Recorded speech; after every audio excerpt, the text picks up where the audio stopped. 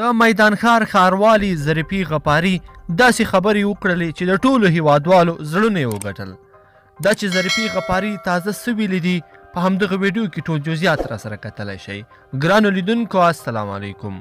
ظریفه غفاري وایي د دې وطن لور یم او په دې وطن کې به مرم. د میدان ښار ښارواله ظریفه غفاري چې پرون پرې په کابل کې برید شوی و او له هغه یاد برید څخه روغ ووتلې وه، نن یې په خپل یو پوسټ کې د دغه ولایت مقام باندې سختې نیوکې کړې دي. هغه وایي په ځای د دې چې دوی ته دا مهمه وای چې زه څنګه ژوندی پاتې شم، خو هغوی ویلي چې ولې نن جلسې ته نه یم ورغلی او که نه ورځم نو باید استعفا ورکړم. د ظریفې غفاري فیسبوک کې پوسټ کټ مټ لاندې ولولئ. څه د عجایبو په وطن کې خدای هڅ کړي. کله چې د موټر له شا برخې ډزې پیل شوې په نامرده مې غږ کړ چې پیرونه د څه دي. هغه وویل سر ښکته کړه، پر موږ برید دی.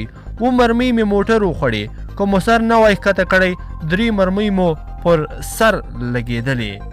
هغه ګوتې د ماتې شي چې د وطن په مینه مستو انسانانو سینو ته مرمۍ نیسي. هغه افکار دې ووژل شي چې د دې خاورې خادمین سپکوي او هغه وحشیان دې تباه شي چې د بل لپاره خپل وطن ورانوي.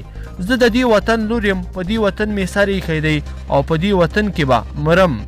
ګرانو لیدونکو په دې هیله چې دغه د ظریفي غفاري خبرې به مو راسره تر پایه پورې کتلې وي. که مو ویډیو خوښه شوې ویډیو در سره لایک کړئ او چینل هم سبسکرایب کړئ.